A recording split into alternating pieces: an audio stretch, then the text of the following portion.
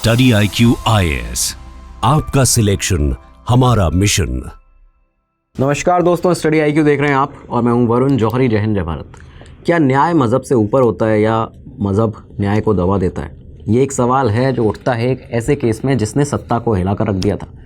आज इस एपिसोड में हम बात करेंगे शाह बानो केस की, उस केस की जो एक मूवमेंट बन गया।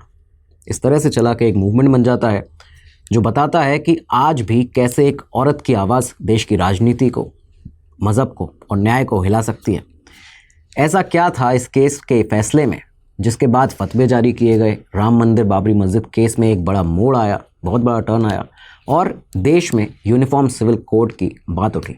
तो आज डिटेल में इस केस को समझने वाले हैं। शाह बानो केस के बारे में डिटेल चर्चा होगी, क्योंकि इसलिए भी हो रही है क्योंकि एक मूवी आने वाली है हक नाम से, इमरान हाशमी, यामी गौतम उसमें है, तो वहाँ पे भी इस केस से ही वो प्रेरित है, इसको दिखाया गया है। आज के एपिसोड में शाह बानो केस के बारे में बात करेंगे, आपको कई नई चीज़ें पता चलेंगी। शुरुआत करते हैं आज के इस वीडियो की। तो शुरुआत होती है साल 1916 से। 1916 में मध्य प्रदेश के इंदौर में शाह बानो का जन्म होता है। उनका पूरा नाम शाह बानो बेगम। भारत अभी आज़ादी की जंग में था इस समय पर। मुस्लिम्स जो थे, मुस्लिम समुदाय था, उनमें शादियाँ और पारिवारिक जो ज़िंदगी थी वो कुरान और शरिया के जो उसूल हैं उन पर चलती थी। साल 1932 आता है। करीबन अब तक 16 साल की उम्र हो चुकी थी शाह बानो की और इसी साल उनका विवाह हो जाता है, उनका निकाह होता है वकील मोहम्मद अहमद खान से। अब ये जो वकील मोहम्मद अहमद खान थे, इंदौर के एक मशहूर एडवोकेट, कोर्ट में अपनी ताकत के लिए, दौलत के लिए जाने जाते थे, काफ़ी अच्छे घर से आते थे। शुरुआत में सब कुछ अच्छा था इस शादी में। शाह बानो की मोहम्मद अहमद खान से शादी होती है। शुरुआत में सारी चीज़ें अच्छी चलती रहीं। दोनों के बीच ये जो शादी थी वो 46 सालों तक चली। एक दूसरे के साथ रहते थे। उनके 5 बच्चे हुए, 3 बेटे 2 बेटियां। ज़िंदगी ऐसे ही लगातार चलती रहती जैसे हर घर में ज़िंदगियां चलती हैं। लेकिन 1946 में, इस बीच में 1946 में कुछ ऐसा हुआ कि जिसने सब कुछ बदल दिया। दरअसल वकील अहमद खान ने दूसरी शादी कर ली थी। इस्लाम में अब आप देखिए कि एक मर्द जो है वो 4 शादियां कर सकता है, उसको हक है, ये लीगल है। लेकिन शाह बानो के लिए ये जो शादी की अहमद खान ने, वो उनके लिए एक धक्के की तरह थी, क्योंकि अब उनकी जगह जो थी वो भी कम होती जा रही थी। तो महिलाएं हैं तो जाहिर सी बात है कि दूसरी वाइफ उनकी अब आएंगी तो उनकी जगह कम होगी। इस तरह की चीज़ें कई कॉम्प्रोमाइज़ करने पड़ते हैं। तो यहाँ से खैर 1946 में अहमद खान ने शादी की। उसके बाद सालों गुजर जाते हैं। अब साल 1975 आता है। 1975 पहुँचते पहुँचते इनके घर के हालात इस तरह के हो गए थे कि शाह बानो की उम्र 59 साल की थी, 59 ईयर्स की उनकी उम्र हो चुकी थी। एक दिन अचानक से वकील अहमद खान जो थे, उन्होंने शाह बानो को उनके बच्चों के साथ कुछ झगड़ा हुआ, लड़ाई हुई, कई दिनों से ऐसी लड़ाइयाँ चलती थीं। उसके बाद उन बच्चों को घर से और शाह बानो को उनके घर से निकाल दिया। अचानक ये सब किया गया था अहमद खान के द्वारा। अहमद खान का ये कहना था इस पर कि वो इनको घर से निकालने के बाद उन्हें महीने के 200 रुपये देंगे मेंटेनेंस के तौर पर, और कुछ समय तक इन्होंने ये पैसे दिए भी। लेकिन अप्रैल 1978 में देखा गया कि ये पैसे देना भी बंद हो गया। इस बीच में ये भी हुआ नवंबर 1978 में कि अहमद खान ने ट्रिपल तलाक दे दिया शाह बानो को। ये कहा कि ये जो टोटल 5400 रुपये जो महर के बराबर थे वो अब तक दे दिए गए हैं और अब बस हो गया, इसके बाद हम पैसा नहीं देंगे। तो ये सारी चीज़ें हुई जो महर एक निकाह के वक्त दी जाती है। तो 5400 रुपये उस समय पर दिए गए थे शाह बानो के लिए। तो वो सब पैसा जो था वो अब तक दे चुके थे 200 रुपये पर मंथ के अकॉर्डिंग। तो यहाँ उन्होंने 78 में, यानी 3 साल के बाद ही ये भी बंद कर दिया। शाह बानो अब इस समय पर आप देखिए कि उनकी उम्र, क्योंकि 59 ईयर्स की एज तो उनकी पहली थी, 3 साल और निकल गए, 62 साल की हो जाती हैं उम्र में। इस उम्र में बुज़ुर्ग हो चुकी थी, अकेली थी, ना उनके पास पैसा था, ना जायदाद थी, सिर्फ उनके बच्चे थे। और एक उनकी अब मांग थी जो उन्होंने ये आगे बढ़ाना इसको शुरू किया। उनकी मांग थी कि मुझे और मेरे बच्चों को जीने का हक दो। तो अब अपनी इस मांग को आगे बढ़ाने के लिए शाह बानो क्या करती हैं कि इंदौर की जुडिशियल मजिस्ट्रेट कोर्ट में पहुंचती हैं और वहाँ पे अपनी एक पिटीशन डालती हैं section 125 of code of criminal procedure, CRPC के तहत। ये सेक्शन जो है वो कहता है कि हर मज़हब के लिए, चाहे कोई भी मज़हब हो, ये कहता है कि वहाँ पे कोई भी शौहर जो है, जो पति है, वो अपनी वाइफ को अगर वो खुद को मेंटेन ना कर सकें तो उसे उन्हें मेंटेनेंस देना पड़ेगा। तो ये सारी चीज़ यहाँ पे ये भी बताता है कि चाहे शादी के बाद ही क्यों ना हो, मेंटेनेंस दिया जाना चाहिए। तो यहाँ पे शाह बानो पहुँचती हैं, इसी सेक्शन के तहत अपनी पिटीशन फाइल करती हैं। शाह बानो ने कोर्ट से अपनी अपील में ये कहा था कि उन्हें 500 रुपये महीने का गुजारा भत्ता मिलना चाहिए, मेंटेनेंस मिलना चाहिए, क्योंकि 200 रुपये जो अभी तक दिए गए थे अहमद खान के द्वारा वो गुजारे के लायक नहीं थे, वहाँ उस पर गुजारा नहीं हो सकता था, और वो भी फाइनली अब बंद भी कर दिए गए थे 78 में ही। इसके अलावा वो अकेली नहीं थी, उनके ऊपर 4 बच्चों की जिम्मेदारी भी थी। तो अहमद खान जो थे, यहाँ पे उन तक ये बात पहुँचती। अब वो क्योंकि खुद भी वकील थे तो जाहिर सी बात है, पिटीशन जब डाली शाहबानो ने तो इसके बाद वो रास्ता उनके लिए आसान नहीं होने वाला था। खैर, अदालत में ये मामला सुना गया और इसके बाद इस मामले में एक अलग ही फैसला लिया जाता है। अगस्त 1979 में ही, बहुत ही जल्दी ही, कोर्ट ने एक फ़ैसला अपना सुनाया। बताया ये गया कि अहमद खान है उनको मेंटेनेंस देना चाहिए, लेकिन सिर्फ 25 रुपये महीना, और ये लगातार इसके बाद 25 रुपये महीना मेंटेनेंस देंगे। अब सभी जानते थे कि ये जो रकम है ये बेहद कम है, ये शाहबानों के लिए इंसाफ नहीं था, एक तरह से वो इसको इंसाफ मान भी नहीं थी। लेकिन उन्होंने यहाँ से भी हार नहीं मानी। वो मध्य प्रदेश की हाई कोर्ट जाती हैं। हाई कोर्ट में पहुँची, वहाँ उन्होंने एक रिवीजन पिटीशन डाली। जब ये मामला हाई कोर्ट में पहुँचा, आगे बढ़ा, अगला साल आ जाता है 1 जुलाई 1980। हाई कोर्ट ने अमाउंट को फाइनली अपना जो जजमेंट सुनाया उसमें अमाउंट को बढ़ा दिया। अब यहाँ अमाउंट कर दिया गया था कि महीने का 179.20 रुपीज़ जो हैं ये महीने का दिया जाएगा अहमद खान के द्वारा शाहबानों को। लेकिन अब जब ये यहाँ तक अमाउंट पहुँच गया कि ऑलमोस्ट 180 रुपये देना पड़ेगा महीने का, तो अहमद खान जो थे वो इस पर अब राज़ी नहीं थे। इस बार उन्होंने अपील कर दी सीधा सुप्रीम कोर्ट में। अब ये मामला पहुँचा, आप देखिए कि जुडिशल मजिस्ट्रेट कोर्ट इंदौर की, उसके बाद हाई कोर्ट MP, और अब सीधा सुप्रीम कोर्ट। सुप्रीम कोर्ट में जब इन्होंने अपील की अहमद खान ने कि ये वो नहीं देंगे, तो उस पर उनका कहना था कि ये मुस्लिम पर्सनल लॉ के ख़िलाफ़ है। तलाक़ के बाद मेरा कोई फ़र्ज़ नहीं है। इस्लाम में इद्दत पीरियड तक, यानी कि 90 दिन तक जो इद्दत पीरियड होता है, तब तक मेंटेनेंस देनी होती है, और उसके बाद वाइफ जो है वो अपने रिलेटिव्स या फिर जो वक्फ बोर्ड है उस पर डिपेंड करेगी।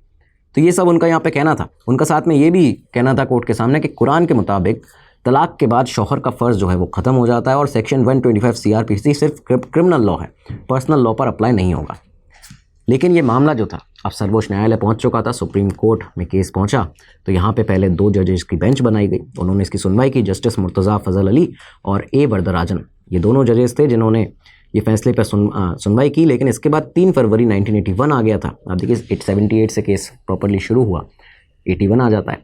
इस दिन 3 फरवरी को 81 में ये केस जो था वो लार्जर बेंच को रेफ़र कर दिया जाता है, इन 2 जजेस की बेंच के द्वारा। पॉइंट ये था, ऐसा इसलिए किया गया क्योंकि ये केस पहले के कुछ डिसीजंस थे उनसे कॉन्फ्लिक्ट कर रहा था। जैसे कि 1979 में एक बाई ताहिरा का केस आया था, जिसमें सुप्रीम कोर्ट ने खुद ये कहा था कि मुस्लिम वाइफ को CRPC के तहत मेंटेनेंस मिलेगा। तो इस मामले को सुनने के लिए अब यहाँ से जब आगे रेफ़र किया गया, तो एक लार्जर बेंच क्योंकि बनाने की ज़रूरत थी, तो अब यहाँ पे एक 5 जजेस कॉन्स्टिट्यूशन बेंच बनती है। ये मामला इतना बड़ा हो चुका था, सुप्रीम कोर्ट पहुँच गया था।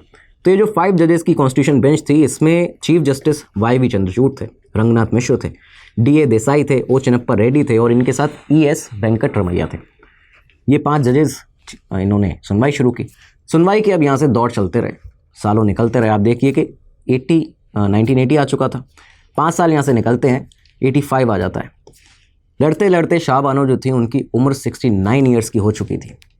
लेकिन अब तक जो था इंसाफ उन्हें नहीं मिला था, और किसी तरह से उन्होंने इस लंबे समय को, बहुत लंबा समय बीत चुका था अब तक, किस तरह से उन्होंने अपना यहाँ पे जीवन यापन किया होगा सिर्फ वही समझ सकती हैं।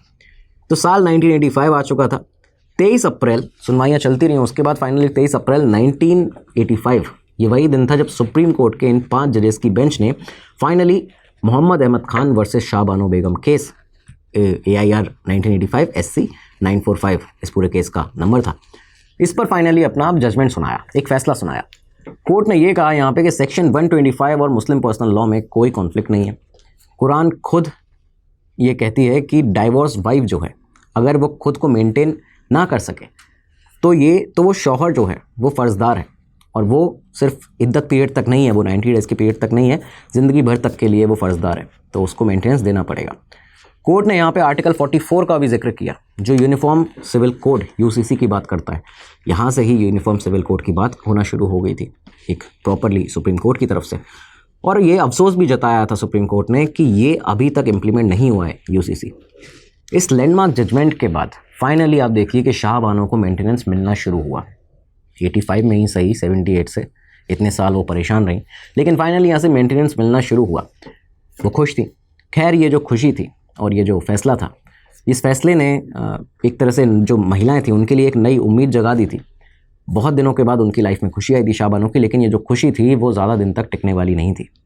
दोस्तों इस केस में आगे बढ़ें, इस वीडियो में आगे बढ़ें उसके पहले एक ज़रूरी अनाउंसमेंट है, सूचना है आप सभी के लिए जो भी आप ये वीडियो देख रहे हैं। अगर आप लोग अपने करियर को एक बड़ी ग्रोथ देना चाहते हैं एआई के साथ, तो स्टडी आईक्यू का जेन एआई कोर्स आपके लिए अवेलेबल है। यहाँ पे आपको ऑटोमेशन सिखाया जाता है, प्रोफाइल बिल्डिंग सिखाई जाती है, अपना खुद का एआई स्टूडियो बना सकते हैं, एआई की ट्रिक्स एंड टूल्स सिखाए जाते हैं, फ्री टूल्स जो हैं वो सिखाए जाते हैं, कैसे उन्हें यूज़ करना है। 40 आवर से ज़्यादा की क्लास मिल जाती है भारत के बेस्ट एजुकेटर्स के साथ एआई के। आपको ये सब कोर्सेज अवेलेबल हैं और स्क्रीन पर आपको जो कोर्स दिख रहा है उस पर जो प्राइस दिख रहा है उस पर सबसे बड़ा डिस्काउंट आप पा सकते हैं VJ लाइव कोड लगा के। आपका कोड है, इसको याद रखिएगा। कैसे परचेस करेंगे, इसी वीडियो के नीचे डिस्क्रिप्शन में जाइएगा, बॉक्स में डिस्क्रिप्शन बॉक्स के अंदर जब आप देखेंगे तो आपको लिंक मिलेगा, वहाँ पे आप क्लिक करेंगे, अपने कोर्स को खोजेंगे, उसके बाद जब उसको परचेस करेंगे तो VJ लाइव आपको कोड लगाना है, बड़ा डिस्काउंट तो पाएंगे, अपने करियर को एक मजबूत और बड़ी ग्रोथ देंगे। अब आगे बढ़ते हैं अपने एपिसोड में।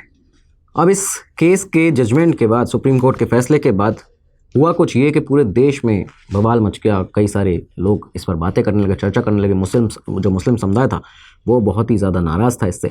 All India Muslim personal law board ने प्रोटेस्ट शुरू कर दिए। उनका कहना था कि कोर्ट ने कुरान की गलत तफसीर की है और ये इस्लाम पर हमला है। जमियात उलमाए हिंद और बरेलवी लीडर्स जो थे दूसरी तरफ, जैसे कि उसमें उबैदुद्दीन खान आज़मी थे, इन सभी ने दिल्ली की जामा मस्जिद से फतवे जारी करना शुरू कर दिए।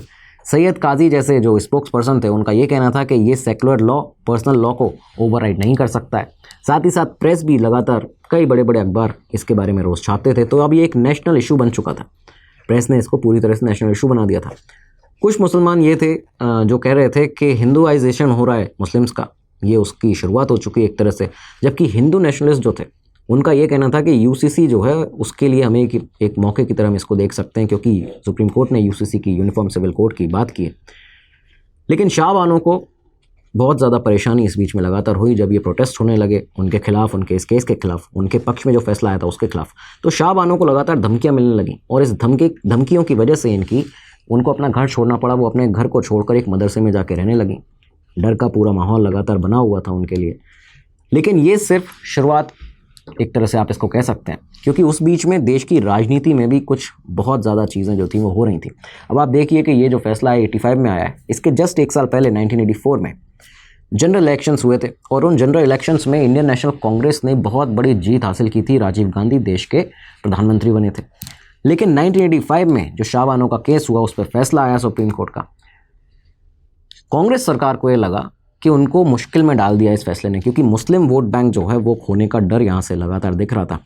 राजीव गांधी भी लगातार प्रेशर में आ रहे थे, उनको भी ये समझ में आ रहा था कि कहीं ना कहीं मुस्लिम वोटर्स जो हैं वो इससे खफा हो सकते हैं इस फैसले से। राजीव गांधी के काफ़ी करीबी आरिफ मोहम्मद खान जो थे, कांग्रेस के एक बड़े मिनिस्टर, वो इस फैसले के पक्ष में थे बिल्कुल। वो चाहते थे कि हाँ ये सही हुआ है जो शाह बानो के केस में हुआ है। लेकिन ऐसे कई सारे नेता थे और ये खुद आरिफ मोहम्मद खान का भी कहना है, उन्होंने अपने स्टेटमेंट्स में भी इसको कहा है। उनका कहना है कि कई सारे ऐसे लीडर्स थे कांग्रेस में, बड़े लीडर्स, जिन्होंने पीएम राजीव गांधी को समझाने की शुरुआत कर दी, ये बताना शुरू कर दिया कि ये फैसला हमारे जो मुस्लिम वोट्स हैं उसमें हमें लॉस दिलाएगा, लॉस कराएगा। और यही सब देखते हुए कुछ ही महीनों के बाद में, शाह बानो केस में जो सुप्रीम कोर्ट का जजमेंट आया था उसके कुछ ही महीनों के बाद में, फरवरी 1986 में पार्लियामेंट ने Muslim women protection of right and divorce में जो मुस्लिम वुमेन एक्ट था 1986 वो पास किया। एक नया एक्ट पास होता है। इस एक्ट के statement of objects and reasons में ये लिखा गया था कि शाह बानो डिसीजन ने कंट्रोवर्सी पैदा की है मुस्लिम हस्बैंड के, उनके मुस्लिम शौहर हैं उनके फ़र्ज पर, इसलिए राइट्स स्पेसिफाई करना यहाँ पे ज़रूरी है। इस एक्ट में ये कहे गए थे राइट के मेंटेनेंस सिर्फ इद्दत पीरियड तक 90 दिन तक दिया जाएगा, उसके बाद रिलेटिव्स या वक्फ बोर्ड जो है वो जिम्मेदार होगा। जब ये एक्ट यहाँ से पास हुआ तो आप देखिए कि इस एक्ट ने सीधे सीधे सुप्रीम कोर्ट के फैसले को ओवरटर्न कर दिया था। पूरी तरह से उसके विपक्ष में ये फैसला सामने, एक एक्ट जो है वो सामने सरकार लेकर आई थी। दूसरी तरफ इस एक्ट ने शाह बानो की जो जीत थी, जो उन्हें कई सालों के बाद लगातार लड़ाई लड़ते हुए उस बुज़ुर्ग महिला को मिली थी, उस जीत को भी छीन लिया था। ये सब जब बड़े स्तर पर होने लगा तो यहाँ से आरिफ मोहम्मद खान, एक बड़े मंत्री कांग्रेस के, उन्होंने यहाँ पे इस्तीफ़ा दे दिया कैबिनेट से। वो रिज़ाइन कर चुके थे कैबिनेट से। उन्होंने कहा कि ये अपीजमेंट पॉलिटिक्स है सरकार की, मैं इसका साथ नहीं दे सकता। दूसरी तरफ जो अपोजिशन थी बीजेपी, जो अभी नई नई इस समय पर उभर ही रही थी पार्टी, तो बीजेपी ने भी इसे मुस्लिम अपीजमेंट कहा। दूसरी तरफ कई सारे और संगठन सामने आए जिन्होंने प्रोटेस्ट शुरू किए। प्रोटेस्ट जब हुए तो ऑल इंडिया डेमोक्रेटिक जो वुमेन ऑर्गेनाइजेशन है, एसोसिएशन है, माफ़ कीजिएगा, उन्होंने मुस्लिम औरतों के साथ में कई सारे प्रोटेस्ट अपने जारी किए, ये कहते हुए कि ये डिस्क्रिमिनेटरी है, आर्टिकल 14 और आर्टिकल 15 के खिलाफ है, क्योंकि नॉन मुस्लिम मर्द जो हैं उनको ये सब बेनिफिट नहीं मिलते हैं। ये सारी चीज़ें भी यहाँ पे सामने आई थी, उस समय पर सुर्खियाँ बटोरी थी इन सारे स्टेटमेंट्स ने। लेकिन ये सब सिर्फ शुरुआत थी। अगर आप देखें 1980s की जो कम्युनल पॉलिटिक्स थी, ये सब उसकी शुरुआत हो रही थी। कांग्रेस सरकार के इस डिसीज़न से हिंदू कम्युनिटी जो थी वो बहुत ज़्यादा गुस्से में थी। खुद प्रधानमंत्री राजीव गांधी भी ये समझ रहे थे कि हिंदू सेंटिमेंट जो हैं वो हर्ट हुए हैं और उनको बैलेंस करना बहुत ज़्यादा ज़रूरी है, क्योंकि वो सबको खुश रखना भी चाहते थे। ये भी सब बातें सामने आती हैं।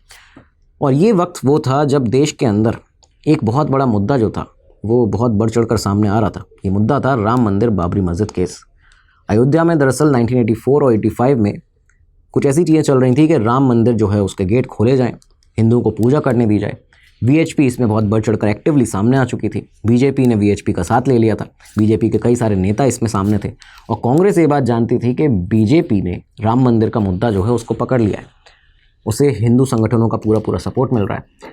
तो यहाँ पे जब शाहबानो केस हुआ, इसके बाद हिंदू संगठन और हिंदू समुदाय बहुत ज़्यादा नाराज़ था। जब ये एक्ट बनाया गया राजीव गांधी सरकार के द्वारा, तो राजीव गांधी कोई भी मौका हिंदू को नाराज़ करने का यहाँ पे छोड़ना नहीं चाहते थे। इसी के चलते एक बहुत बड़ा डिसीजन लिया गया राजीव गांधी सरकार के द्वारा, जिससे कि हिंदू फेवर में, जो हिंदू कम्युनिटी है उसके फेवर में एक अलग स्टेप की तरह उसको आज भी देखा जाता है। अब हुआ क्या कि 1 फरवरी 1986 को फैज़ाबाद डिस्ट्रिक्ट कोर्ट के जज KM पांडे के ऑर्डर पर बाबरी मस्जिद के जो लॉक थे, जो बंद दरवाजे थे, उनको खोलने का एक फ़ैसला लिया जाता है एक लोकल पिटिशन पर, जो कि थी लॉयर UC पांडे की, जिसमें उन्होंने ये कहा था कि 1949 से ही डिस्ट्रिक्ट मजिस्ट्रेट जो उस समय पर थे उनके द्वारा ये लॉक लगाए गए थे, कोर्ट ने नहीं लगाए थे। तो हिंदू जो हैं उनके दर्शन के लिए रामलला के, उनको ये हक है दर्शन करने का और यहाँ पे गेट खोलने चाहिए। ये फ़ैसला अचानक से आता है। जज ने तुरंत ही 1 घंटे के अंदर ये ऑर्डर दिया कि लॉक्स जो हैं उनको खोल दिए जाएँ, दरवाजे खोल दिए जाएँ, जिससे कि जो हिंदू लोग हैं, जो हिंदू समुदाय के लोग हैं, वो पूजा कर सकें। राजीव गांधी की सरकार ने इसे रोकने की भी कोशिश नहीं की। इस बात ने भी सुर्खियां बटोरी, बल्कि ये देखा गया कि सेंट्रल गवर्नमेंट जो थी उसने सपोर्ट ही किया इस बात का। और उसके बाद DD न्यूज़ पर बाकायदा पूरा एक ब्रॉडकास्ट किया गया, रामलला का एक मंदिर बनाया गया, हज़ारों लोगों की भीड़ सामने आती है। उसके बाद कई सारे ऐसे हिंदू कम्युनिटी के लोग थे जो सामने आए और पूजा की उन्होंने। यहाँ से एक बार फिर जब ये सब चीज़ें हुई तो इसको ऐसे देखा गया कि राजीव गांधी ने कहीं ना कहीं फिर से एक इस तरह का निर्णय लिया कि जिससे कि जो लोग अभी नाराज़ हुए, जो हिंदू समुदाय के लोग नाराज़ हुए थे इस एक्ट से, जो कि शाहबानो केस में लाया गया था सरकार के द्वारा मुस्लिम समुदाय के लोगों को खुश करने के लिए, तो अब एक इस तरह का स्टेप लिया जाए जिससे कि हिंदू समुदाय के लोग जो नाराज़ हैं उनको खुश किया जा सके एक बार फिर से। ये सब चीज़ें जब हुई तो यहाँ से मुस्लिम समुदाय एक बार फिर से नाराज़ होता है। कुछ लोगों ने वहाँ के मिलकर बाबरी मस्जिद एक्शन कमेटी BMAC बनाई और इसी के बाद आप देख सकते हैं कि जो प्रोटेस्ट थे बाबरी मस्जिद के, जो राम मंदिर केस के, ये सब शुरू हो जाते हैं। VHP ने भी यहाँ से, विश्व हिंदू परिषद ने भी राम जन्मभूमि मूवमेंट को ऑफिशियल बना दिया था और ये सब कुछ शाहबानो केस से कनेक्टेड था। इस केस का गहरा प्रभाव पड़ा था इन सब चीज़ों पर। खैर देश में ये सब चीज़ें लगातार चलती रहीं। शाहबानो का जो केस जो वो जीती थी, वो जीत उनसे छीन ली गई थी उस एक्ट के द्वारा जो सरकार ने बनाया था। शाहबानो की जो ज़िंदगी थी वो आसान नहीं हुई थी, लेकिन इस केस ने कई सारे लोगों को प्रेरित किया था। लोगों ने बुक्स लिखी, किताबें लिखी और डिटेल में इसके बाद डिबेट होती थी, आवाज़ उठाई जाती थी महिलाओं के लिए, उन डाइवोर्स मुस्लिम वुमेन के लिए, उनके राइट्स के ऊपर कि गवर्नमेंट के लेजिस्लेशन के इम्प्लिकेशंस क्या हैं, किस तरह से इसके ऊपर काम किया जा रहा है, ये जो एक्ट है ये कैसे गलत है, क्या इसमें और चीज़ें हो सकती थी। ये सब चीज़ें होती गई, लेकिन फिर भी जो शाहबानो थी वो कहीं इंदौर में छुपकर अपनी जो एक ज़िंदगी थी बहुत ही लाचार तरीके से वो लगातार उस ज़िंदगी को बिताती रही। उनकी जो मुश्किलें थी वो लगातार बढ़ती रहीं और कुछ ही सालों के बाद 1992 में ब्रेन हेमरेज से उनकी मृत्यु हो जाती है, उनका निधन हो जाता है। लेकिन इसके बाद भी, उनके निधन के बाद भी उनकी जो लड़ाई थी वो ख़त्म नहीं हुई थी। साल 2001 आया, डैनियल लतीफ़ी, उन्होंने सरकार के बनाए हुए इस एक्ट की कॉन्स्टिट्यूशनलिटी जो थी उसको चैलेंज किया। Daniel Latifi and other parties versus union of India, ये केस सामने आया और उसके बाद इसकी शुरुआत होती है। सुप्रीम कोर्ट ने इस केस में एक बार फिर से शाहबानो को सपोर्ट किया और ये कहते हुए सपोर्ट किया कि एक्ट को ऐसे इंटरप्रेट करो कि मेंटेनेंस रीमैरिज तक मिले। ये जो एक्ट आपने बनाया है, सरकार के ऊपर कहा गया था सुप्रीम कोर्ट के द्वारा कि इसको ऐसे इंटरप्रेट किया जाए कि मेंटेनेंस जो है वो दोबारा से शादी जब तक उस महिला की नहीं होती तब तक उसको मिलना चाहिए, सिर्फ इद्दत पीरियड तक नहीं। कोर्ट ने यह भी कहा था the act does not preclude maintenance for divorce Muslim women. इस फैसले ने यहाँ से सुप्रीम कोर्ट के इस एक्ट को पूरी तरह से नलिफाई कर दिया था इफेक्टिवली। मुस्लिम पर्सनल लॉ बोर्ड ने एक बार फिर से इस पर सवाल उठाए। ये कहा कि कोर्ट रिलीजियस टेक्स्ट की जो तफसीर है वो नहीं कर सकती। बाद में ये जो केसेस थे, इस तरह के काफ़ी सारे केसेस सामने आते रहे, लेकिन शाहबानो केस एक पहला ऐसा केस था जहाँ से लेगेसी एक शाहबानो केस की शुरू हुई। कई सारे केस बाद में सामने आए। सुप्रीम कोर्ट के 2001 में इस जजमेंट के बाद में शफीना फारूकी वर्सेस शाहिद खान का केस आया 2015 में। सुप्रीम कोर्ट ने इसमें भी रीअफर्म किया, ये कहा कि सेक्शन 125 CRPC मुस्लिम वुमेन पर अप्लाई होता है। 2017 में उसके बाद शायरा बानो केस आया, ट्रिपल तलाक कॉन्स्टिट्यूशनल डिक्लेयर किया गया वहाँ पे। आर्टिकल 14 और 15 के तहत यहाँ पे इसमें भी ये कहा गया कि शाहबानो केस की जो लेगेसी है वो आगे बढ़ाई जाएगी और ये सब चीज़ें जो हैं वो गलत है। साल 2019 आते आते मोदी सरकार ने यहाँ पे मुस्लिम वुमेन एक्ट जो है, protection of right on marriage, यहाँ पे ये पास किया और ट्रिपल तलाक जो है उसको क्रिमिनलाइज कर दिया। आज जब हम ये वीडियो रिकॉर्ड कर रहे हैं नवंबर 2025 में, क्यों इस केस की बात हो रही है 1978 के केस की? क्योंकि एक फिल्म आ रही है, एक मूवी आ रही है हक, जिसका नाम है। यामी गौतम और इमरान हाशमी इसमें एक्ट कर रहे हैं। यामी गौतम जो है कहीं ना कहीं इंस्पायर्ड उनका कैरेक्टर शाहबानो से, उन बुजुर्ग महिला से जिन्होंने अपने हक के लिए लड़ाई लड़ी अपने पूरे जीवन भर। और इंटरव्यू में यामी गौतम ने ये कहा भी है कि ये सिर्फ स्टोरी नहीं, साइलेंस मुस्लिम वुमेन की आवाज़ है। लेकिन कंट्रोवर्सी यहाँ पे भी दोबारा से सामने आ रही है। शाहबानो की जो बेटी हैं, उन्होंने मध्य प्रदेश हाई कोर्ट में पिटीशन डाली। उन्होंने कहा कि जो मेकर्स हैं इस फिल्म के, उन्होंने परमिशन नहीं ली हमसे, फैक्ट को डिस्टॉर्ट किया। और एक बड़ा स्टेटमेंट उन्होंने यहाँ पे ये कहा कि ये मेरी माँ की सफरिंग को कमर्शलाइज कर रहे हैं, उसका कमर्शलाइजेशन कर रहे हैं, इमोशनल ट्रॉमा दे रहे हैं हमें। तो ये सारी बातें सामने आती हैं। खैर, ये मूवी जो है रिलीज़ हो रही है और इसके बाद क्या देश का माहौल बनता है, क्या इस पर कंट्रोवर्सी होती है, वो आगे देखने की बात होगी। लेकिन आज हमने आपको एक केस बताया कि ओवरऑल ये शाहबानो केस क्या था, कैसे एक बुजुर्ग महिला ने चैलेंज किया और उसके बाद सत्ता हिली, उसके बाद कई बड़े मुद्दे उठे, पूरी तरह से न्याय कैसे दिलाया जा सकता है कई और महिलाओं को, ये एक मूवमेंट की तरह उन्होंने शुरू किया। तो आज इस केस में आपको ये सब कुछ बता दिया इस वीडियो में, और जो भी आपकी राय है, जो आपके सुझाव हैं, वो सब आप कमेंट बॉक्स में दे सकते हैं। इसके अलावा जो आपका व्यू पॉइंट है इस पूरे शाहबानो केस के ऊपर, वो भी बताइएगा, बहुत ही मायने रखता है आपका व्यू पॉइंट। अब अगले एपिसोड में मिलेंगे, तब तक के लिए दीजिए इजाज़त। नमस्कार, धन्यवाद, जय हिंद, जय भारत। स्टडी IQ IAS, आपका सिलेक्शन हमारा मिशन।